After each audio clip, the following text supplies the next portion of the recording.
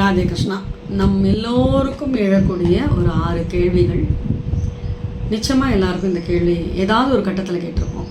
அதாவது யாரையுமே காயப்படுத்தக்கூடாது அப்படின்னு நினச்சி ரொம்ப சாஃப்டாக ஹேண்டில் பண்ணுறவங்களுக்கு மட்டும் ஏன் எப்போ பாரு எல்லாரும் காயப்படுத்தி கொண்டு இருக்கின்றார்கள், அவர்கள் மட்டும் ஏன் கஷ்டத்தை அனுபவிக்கின்றார்கள்?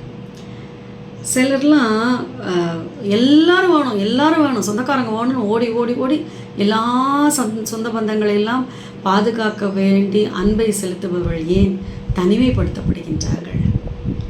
ரொம்ப இழகின மனசு, கேட்டால் உடனே உதவி பண்ணுறாங்க, அவங்க ஏன் ஏமாற்றப்படுகின்றார்கள்? ஒரு அருமையான கேள்வி இல்லையா? 3 கேள்விகள் கேட்டிருக்கேன். 4வதாக எந்த வீண் செலவும் செய்யாமல் இருந்தால் கூட பணமே செய்கிறதில்லை, எப்படியோ செலவழிஞ்சுட்டே இருக்குது. அகம்பாவம் எல்லாரையும் எடுத்தறிஞ்சு பேசுறது, ஆனால் அவங்கக்கிட்ட மட்டும் பணம் இருந்துகிட்டே இருக்குது. ஏன் அது? எந்த கெட்ட பழக்கமும் இல்லை, திடீர்னு இறந்துடுறாங்க இல்லையா, கால மரணம். ஏன் அது? இந்த மாதிரி ஒரு 6 கேள்விகள் எல்லாரும் எல்லா கட்டத்திலும் ஒரு கேள்வியாவது கேட்டிருப்போம் கண்டிப்பாக. இதற்கு சொல்லப்படுகின்ற ஒரே ஒரு ஆன்சர் பிராரப்த கர்மா. நம்ம கொண்டு வந்த அந்த கர்மா, ஜன்மாந்திரமாக பிராரப்த கர்மா, சஞ்சித கர்மா நம்ம கொண்டு வந்தது. இப்போ செய்கின்ற கர்மாக்கு அதற்குண்டான விளைவுகள், இப்படியாக இருக்கின்ற அந்த கர்மாலாம் பகவான்கிட்ட சரணாகதி பண்ணவங்களுக்கு என்ன பண்ணுவார் பகவான்? இந்த பிறவியிலேயே அதையெல்லாம் தீர்த்துடுவார். இனி அந்த கர்மாவை அனுபவிக்கிறதுக்காக இன்னொரு பிறவி வேண்டாம் என்பதற்காக இந்த பிறவியிலே படாத பாடுபடுத்தி கஷ்டங்களை எல்லாம் கொடுத்து உடல் ரீதியாகவோ மன ரீதியாகவோ எவ்வளவோலாம் கஷ்டப்படும் பொழுது தயவு செய்து நினைத்து கொள்ளுங்கள், நம் கர்மா குறைந்து கொண்டு இருக்கின்றதுன்னு.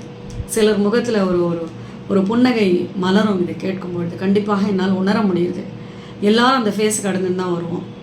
ரொம்ப கஷ்டப்பட்டுருக்கீங்களா? நம்ம கர்மா குறைஞ்சின்ட்டுருக்கு, இதுவும் கடந்து போகும், பரவாயில்ல, நான் கர்மாலேருந்து I'm getting rid of all my karma, இனிமேல் நமக்கு பிறவியே வேண்டாம், இந்த பிறத்தல் இறத்தல்ன்ற சுழற்சியே வேண்டாம், பகவானிடத்துலேயே நித்திய நிரந்தரமாக இருக்கணும்னு அந்த முமுட்சுத்துவம் இருக்கிறதுனால தான் நம்மளால் இப்படிலாம் யோசிக்க முடியாது.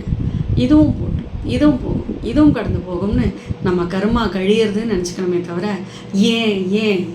ஏன்னு கேள்வி கேட்பதை நாம் முதலில் நிறுத்த வேண்டும். கேட்டுக்கொண்டே இருந்தால் மனம் அதே தான் சுற்றி வரும். கேள்வி எழும்பும்போதே அதை அப்படியே தடுத்து நிறுத்திடுவோம். இல்லை, என்னுடைய கர்மா பரவாயில்ல, நான் இதை அனுபவிச்சுக்கிறேன், பரவாயில்ல, ஆனால் அதை தாங்குகிற சக்தியும் பகவானையே எப்பொழுதும் நினைத்து கொண்டிருக்கின்ற மனப்பாங்கையும் கொடுன்னு நம்ம பகவான்கிட்ட பிரார்த்தனை பண்ணணும். ராதே கிருஷ்ணா.